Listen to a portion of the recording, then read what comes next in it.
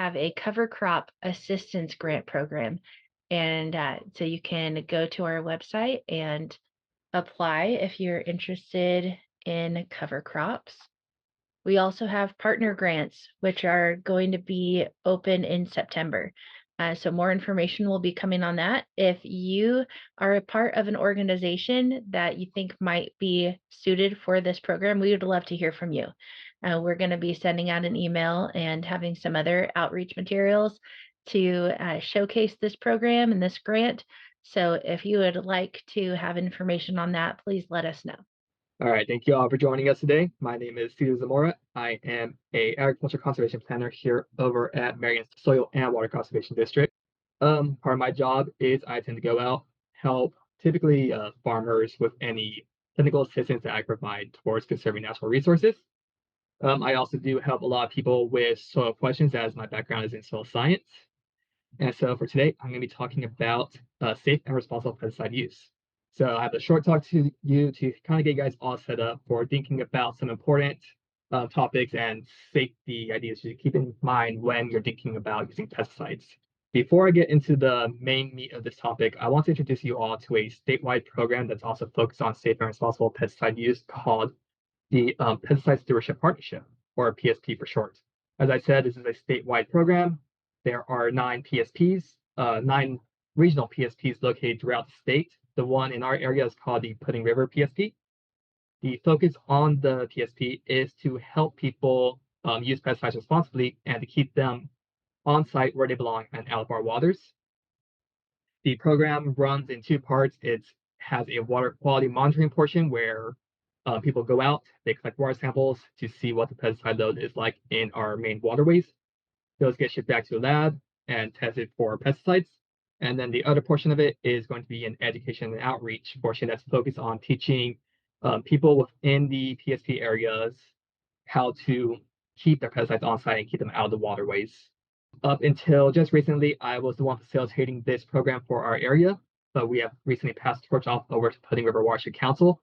And so I expect that you all will be hearing much more about the PSP from them in the coming years. Let's go ahead and get into the actual topic for today. And so here's a quick preview of what I'm going to be going through. We're going to be hitting some first steps of, all right, so we have a pest. Where do we start? We're going to be talking about what to do before you even get started on spraying, some of what you should be doing during spraying, and what to do after you're spraying and you're done dealing with whatever pests you have. And then I have 2 examples of common pests in our area, the Himalayan blackberry and then the tomato hornworm.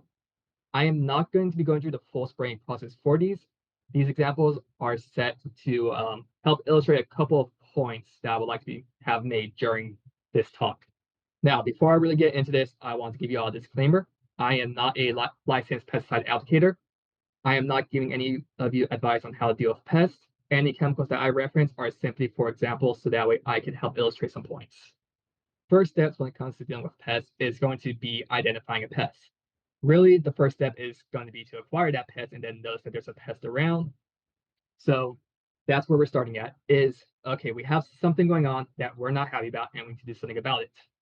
We need to identify the pest to determine what's going to be the best course of action for dealing with it. Is it an insect that we're dealing with? Do we have disease? Or is it a weedy plant? All 3 of these pest types all have different control methods that are appropriate and effective for them. The next part of this process is going to be assessing damage. You want to make sure that the pest that you're dealing with is actually a problem. If it's not doing too much damage and it's not really going out whatever plants you have, destroying your landscape, or just getting in the way, you might be good at just leaving it there. That first step of responsible pesticide management is really trying to avoid pesticides when possible. Speaking of which, to help you do so, you want to really learn about that pest. You want to educate yourself on everything you can about it. You should be asking questions like, where does it like to live? How far is it willing to travel? What conditions does it seek out? What does it need to eat? What is its life cycle? And these are just a few of the questions you can be asking that will help you develop a really strong pest management strategy. On the screen, I have a couple of resources that will be able to help you out in answering these questions.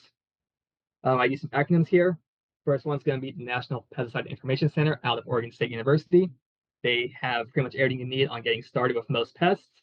Next up is going to be groups like us at Marion Soil and Water Conservation District. We can help you find the information you need to deal with pests. You can also reach out to Oregon State University's extension program, the local government extension programs. And then if you're more of a can-do person doing it on your own, there's also the pest management handbooks, which are laid out in the pictures. There's both a physical version and an internet version available for you to use.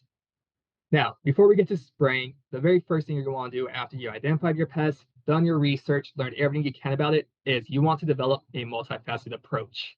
You really kind of want to avoid spraying until it's the very last thing to do, as in everything else you've tried has worked. You're at your wit's end. Now all that's left is to spray. Responsible pest management involves not using pesticides until the very end.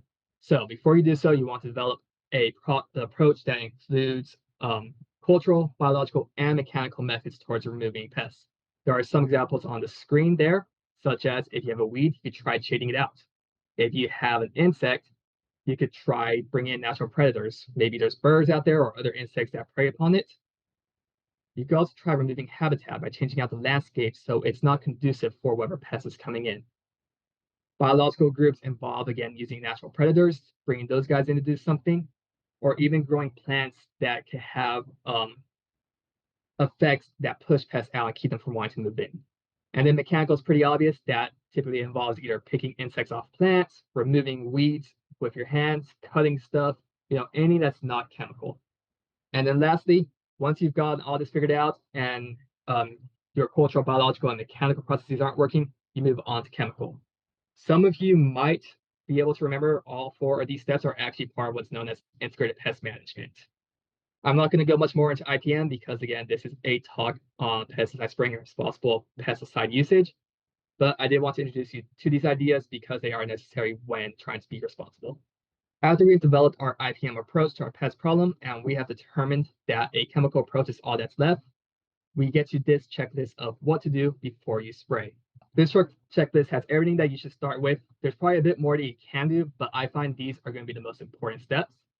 I'm going to get into these individually. The one I want to highlight now on the top of that list is going to be read the label. If you don't take much more weight from this talk other than to read the label, I would say I've done a good job. That label is going to have everything you need to deal with pests. So here's an example of an online version of the label. When it comes to these labels, you are actually required to have them. And more so, those labels are the law. So everything you need to know about how to spray pests both responsibly and safely is going to be in that label. So this label is available online through what's called the Pesticide Information Center Online, or PICL. I'll get more into that site later, but this is a really strong resource that I suggest y'all look into when you're thinking about using pesticides. A bit of information that you can find on that label is going to be what pest the chemical controls. This is the same label I just showed for glyphosate, and you can see all the various weeds that's effective at controlling. When you're looking to deal with a pest and use a pesticide, check this label and make sure your pest is listed on it. If it's not, go and find something more appropriate, whether that involves looking up chemicals or asking someone who's an expert in pesticides. Next part about this label is going to be there are signal words. Pay close attention to these signal words. They will warn you of potential health hazards. The signal words will typically be front and center of any pesticide you can buy. They are going to help you determine what precautions you need to take to keep yourself and those around you safe. And again, read the full label. While the signal word does give you a decent start of what type of toxicity and hazards are out there, inside the label will have a more descriptive explanation of what these warnings mean and what type of PPE you should be wearing. This is known as personal protective equipment. PPE is the equipment that you could use to keep yourself safe from exposure. You probably don't need to go the full 9 yards like I have in this example photo, where you don't need this full waterproof suit, respirator, goggles, all that. But at minimum, you probably want to wear a long sleeve shirt, long pants, closed-toe shoes, and eye protection. For what PPE is actually required, you're again going to read the label. The label will tell you what the manufacturers believe is the necessary amount of PPE. But that being said, it's never a bad idea to wear more to keep yourself and your family safe. Next step, after you read the label, you've gotten your PPE taken care of, is going to be working with your equipment. Before you get started on spraying, you want to calibrate your equipment and make sure it's maintained properly. On this picture, I have an example of me actually calibrating my sprayer. What I'm doing here is I'm taking my sprayer and I filled it up with water and I am spraying my driveway. There are 2 advantages to doing this. One, I could see what is getting hit with water, so I know how well of coverage I'm getting. And two, I'm calibrating my walking speed and my passing speed to make sure I get full even coverage. The other thing I'm doing while spraying this driveway is checking to see how well my nozzle is set. So I'm getting the correct level of mist I want. I know if it's coarse enough, and I can actually get some ideas of what drift conditions are going to be out there during that day when I'm spraying. The other portion of spraying my driveway is because it's my driveway, I could easily measure its area and determine exactly how much chemical I'm going to need to spray any specific area by doing some math. I'm not going to get too deep into this math, but at the end of this presentation, I do have a good video that y'all could use that'll help you calibrate your equipment in the same method that I'm using. Now, speaking of maintenance, your equipment can and will wear out over time. So you want to periodically fill it up with water like I have and do a dry run to make sure there's no leaks, it's holding pressure if it's a pressurized system, and there are no cracks anywhere, and that everything is in full working order. In particular, I would suggest paying attention to the nozzles, as those nozzles can take a lot of wear and tear due to that water and chemical coming through it. Speaking more about nozzles, when you're doing this process, you also want to try and control for drift by calibrating your nozzle to have a more coarse spray. The finer the mist you spray, the more likely it is to get picked up in the wind and blown around. And that just doesn't do anyone good. It means your chemical is not getting on target for what you want. And even worse, you might be spraying your neighbor's lawn out, which they might not be too happy about. So, unfortunately, this picture doesn't really show it too well, but on the left, that is my sprayer at the finest setting possible. It's as tight as I can get that nozzle, and that's going to be a very, very fine mist that's just kind of floating about. On the right, it's a much more coarse setting, and you can see it also has a much more even spread.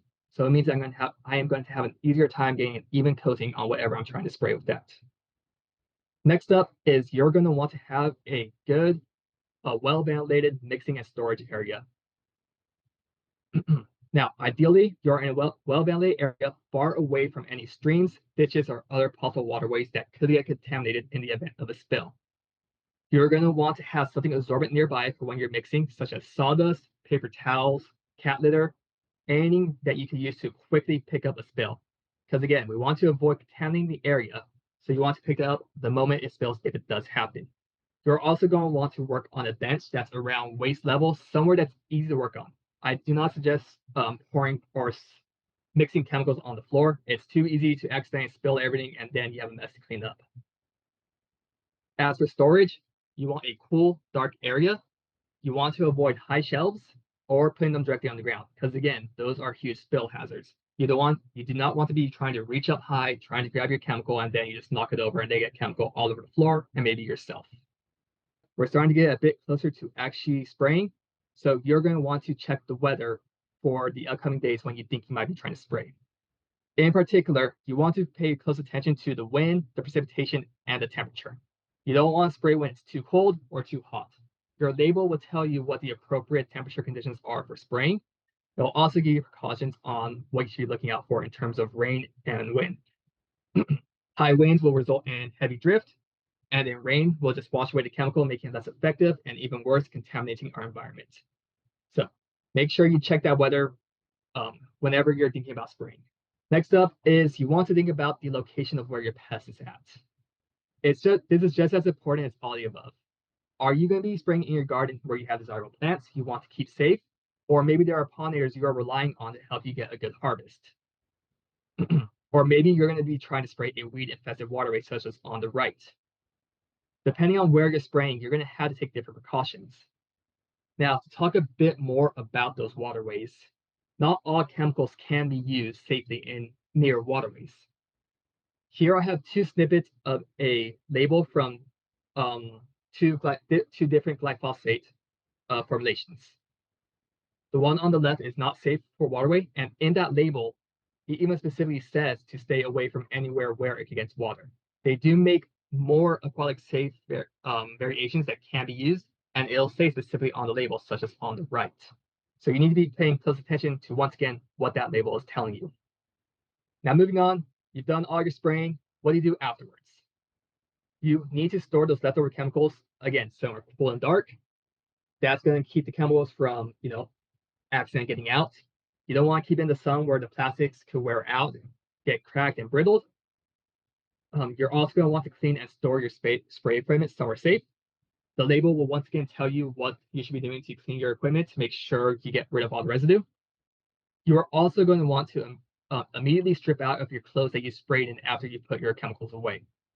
There might still be residue on those clothes, and you do not want to track those inside your house by accident. So immediately get out of that, toss it into the wash, and get it cleaned up. You also want to thoroughly wash your body to keep yourself safe from any residue that might be on you. Now, moving on a bit more to a bit further past, maybe you sprayed like a year or two ago, you got some old chemicals lying around that you don't have much use for, or maybe they're off expiration. What do you do with that? You need to dispose of it somehow safely. You can't just go dumping it down the drain, right? So, in which case, for our area in Marion County, we have the Salem Kaiser transfer station where they do collect hazardous waste materials. However, I do need to give you all a caveat. From what I've heard in recent years or recent months, they have not been open. They have been giving notices that they might be open again in the coming months. So look out for that. If they're not open, you can just go to another transfer station outside the county and dispose of your chemicals safely that way. Let's go ahead and get into my first example, which is going to be on Himalayan blackberry. I'm sure many of you have dealt with this. We see it all the time. Terrible weed that just gets in everything and can very quickly and easily grow out of control. So first steps are once again going to be identification. On the screen, I have some of the main ways you can identify if it's Himalayan blackberry. You have those 5-lobed flowers. They appear to be pink, white, sometimes purplish. A big one is going to be that cane. You can see the canes have those heavy thorns, and more so, those canes are ridges. They have ridges in them. Himalayan blackberry doesn't typically present smooth canes. On the bottom, there's a picture of the leaves, and you can see that they make that 5-leaf pattern pretty commonly. They're also pretty red too. And then last is going to be, of course, the fruit. So we get to this point, we've identified our pests. We know it's a Himalayan blackberry. That's going to give us a strong idea for what we need to research. We want to look into the life cycle. So we want to know, all right, when is it going to start growing? When is it going to show the strongest growth?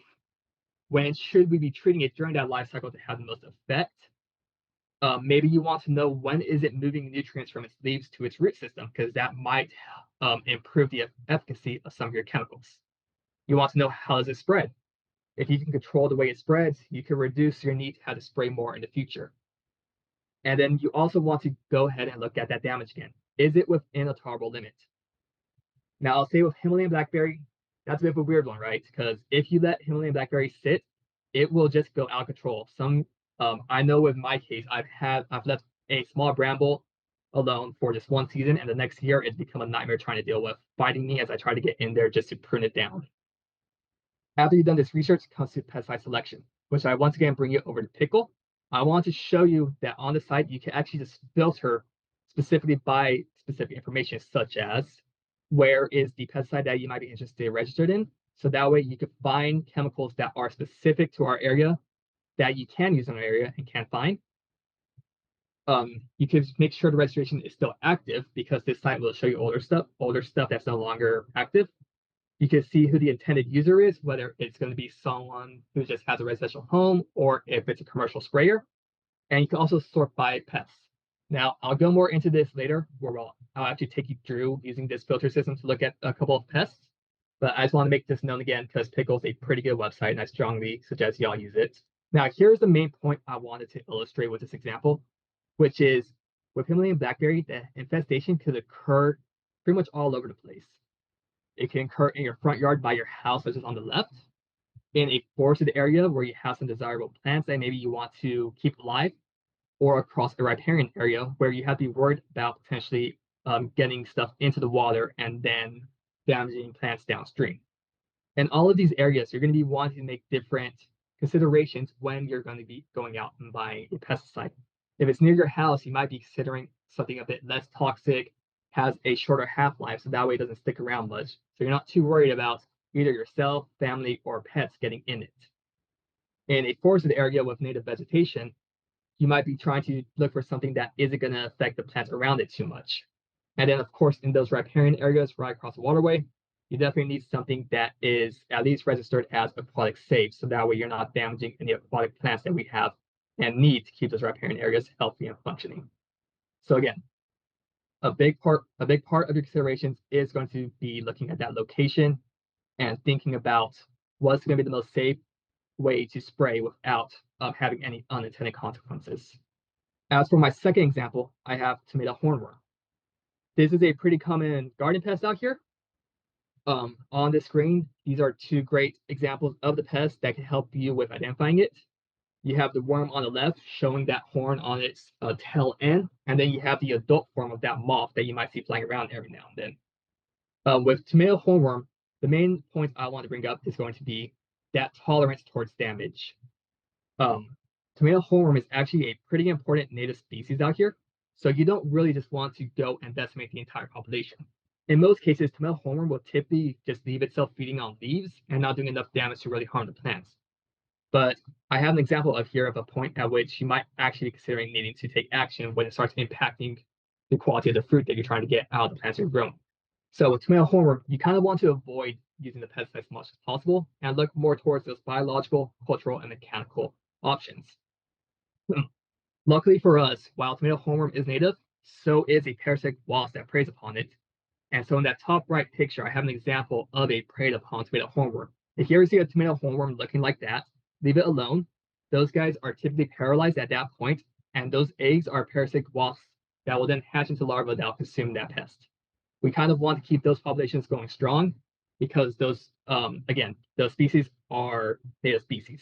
They do perform important ecosystem functions, even if there are pests. The other options are going to be, of course, that hand picking. So, such as the picture on the bottom left, you could just pick them up and move them away. You don't necessarily have to destroy them. You can just take them far enough away that they won't be impacting your plants. And then lastly, it's going to be disrupting your life cycle. So with this is where that research comes in. Hopefully by this point, when you're dealing with this pest, you have looked into it and you've probably learned after tomato hornworm has fed on plants, it needs to go underground and pupate. So that gives you an option of being able to just not plant tomatoes in that area next year, and you'll be able to impact the population by keeping it low in your area, because when they emerge in the next growing season, there won't be any plants for them to put their eggs on. Another important consideration is it's a garden pest. You're probably planning on eating some of that food that comes out of your garden. So you want to, again, look at that signal word. You're probably going to want something low toxic that's not going to have much impact on you. And also, if it's in your garden, you probably need some insects flying about that are going to go and pollinate the plants so that way you get a good crop out. So you definitely need to be looking out to make sure that whatever chemical, if you do get a chemical, isn't going to be harming the pollinators that you do want around. With that being said, let's go ahead and look at Pickle real quick. Now, Pickle, great website. It may say it's from Washington State University. Luckily for us, it was made in collaboration with our state agencies and Oregon State University, so it is specific towards the area. Now, looking at that tomato hornworm example, you could find a lot of pesticides that'll be effective against it by clicking on Oregon, making sure you're looking at active registrations, clicking on homes. That way it's hitting, us, the normal person spraying. And then you come down here and click on pests, and you simply type in tomato, and there you go with tomato hornworm. And now everything that you see here are all various labels that are going to be effective against that pest. And the nice thing is it has that signal word front and center, and you can see where it's supposed to be used. So this gives you a really quick snapshot so you can scroll through and maybe find a few different options that you could then look into and go talk to another expert about when you're trying to deal with this pest. Now, similarly, I could look up blackberry, and then I could find 83 different chemicals that would be effective. And now this list has once again changed over to blackberries.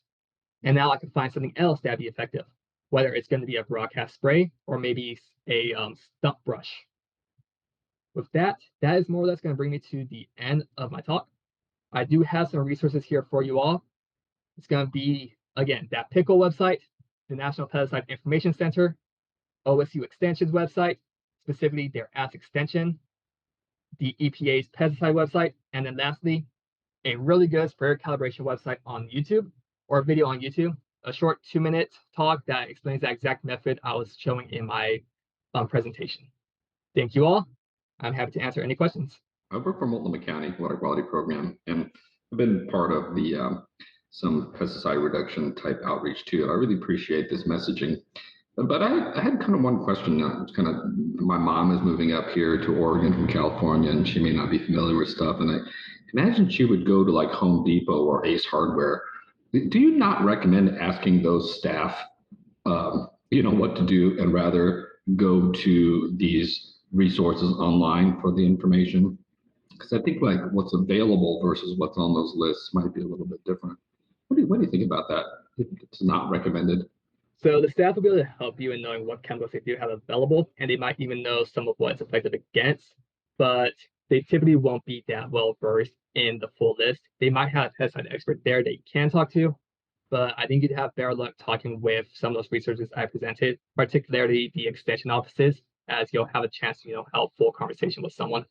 Yeah, right on. Okay, yeah, I think that too.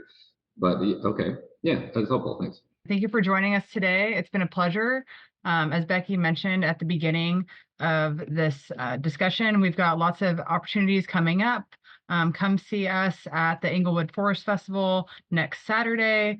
We will be running a booth there with hands-on soil demonstrations. And then we've got the stream celebration coming up in Bush's Pasture Park. We've got lots of great partners coming. And so for any more information, visit our website, and we hope to see you soon. So thanks, everyone. Thank you, Cesar. It was a great discussion. I myself learned a lot. The pickle program, that website's a great resource. And if you guys have any questions, follow up and contact us at Marion SWCD in Staten.